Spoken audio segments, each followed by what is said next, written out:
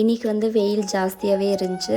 சரி மாடெல்லாம் அப்படியே கட்டுத்தரையிலே கட்டி வச்சுருந்தோம். சரி மசாலா புல் மட்டும் அறுத்துட்டு போய் போட்டுடலாம் அப்படின்ட்டு கொஞ்சம் கொஞ்சமாக அறுத்துட்டு இருந்தேன். கமெண்டில் பார்த்திங்கன்னா இது ஊட்டியான்னு கேட்டிருந்தாங்க. எங்கள் ஊரெல்லாம் ஊட்டி இல்லைங்க. ஊட்டி மாதிரி தான், ஆனால் ஊட்டி கிடையாது. ஊட்டியில் என்னென்ன விவசாயம் செய்வாங்களோ அதுவும் இங்கே தான் செய்கிறாங்க. பூண்டு, பீன்ஸு, அப்புறம் கேரட்டு, பீட்ரூட் எல்லாமே விவசாயம் செய்வாங்க. ஆனால் இது வந்து ஒரு மலை கிராமங்க.